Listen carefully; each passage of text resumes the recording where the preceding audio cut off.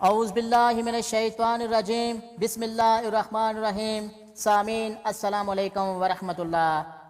حضور نبی کریم صلی اللہ علیہ وآلہ وسلم کا زہری وصال۔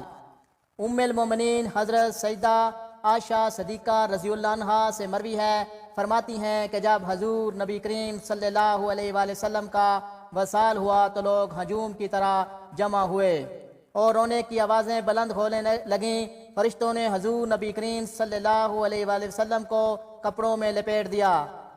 حضور نبی کریم صلی اللہ علیہ وآلہ وسلم کے وصال مبارک کے متعلق لوگوں میں اختلاف ہو گیا۔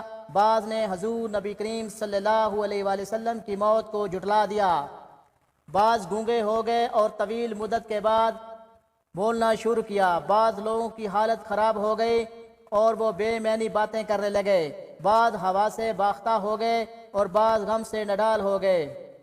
حضرت سیدنا عمر فاروق رضی اللہ عنہ ان لوگوں میں سے تھے جنہوں نے حضور نبی کریم صلی اللہ علیہ وآلہ وسلم کی موت کا انکار کر دیا تھا۔ حضرت سیدنا علی مرتضیٰ رضی اللہ عنہ غم سے نڈال ہو کر بیٹھ گئے اور حضرت سیدنا عثمان غنی رضی اللہ عنہ ان لوگوں میں سے تھے جو گونگے ہو کر رہ گئے تھے۔ حضرت سیدنا عمر فاروق رضی اللہ عنہ نے اپنی تلوار میان سے نکال لی اور اعلان کیا، اگر کسی نے کہا کہ حضور نبی کریم صلی اللہ علیہ وآلہ وسلم کا وصال ہو گیا ہے تو میں اس کا سر قلم کر دوں گا۔ حضور نبی کریم صلی اللہ علیہ وآلہ وسلم بھی حضرت موسیٰ علیہ السلام کی طرح 40 دن کے لیے اپنی قوم سے پشیدہ ہو گئے ہیں اور 40 دن بعد واپس لوٹ آئیں گے۔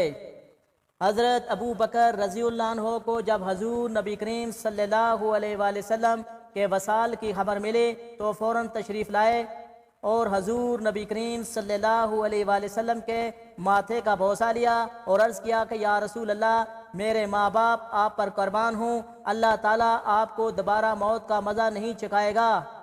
اللہ تعالیٰ کی قسم، آپ صلی اللہ علیہ وآلہ وسلم وصال فرما گئے۔ پھر حضرت سیدنا ابو بکر رضی اللہ عنہ صحابہ اکرام بیر تشریف لائے اور فرمایا، اے لوگو، جو محمد صلی اللہ علیہ وآلہ وسلم کی عبادت کرتا تھا تو یاد رکھے کہ محمد صلی اللہ علیہ وآلہ وسلم وصال فرما گئے، اور محمد صلی اللہ علیہ وآلہ وسلم ان کے رب کی جو عبادت کرتا تھا تو جان لے وہ زندہ اور کبھی نہیں مرے گا۔ اللہ تعالیٰ کا فرمان ہے، محمد صلی اللہ علیہ وآلہ وسلم ایک رسول ہے، ان سے پہلے بھی کئی رسول فوت ہو چکے، تو کیا اگر وہ وصال فرما جائیں یا شہید ہو جائیں تم الٹے پاؤں پھر جاؤ گے؟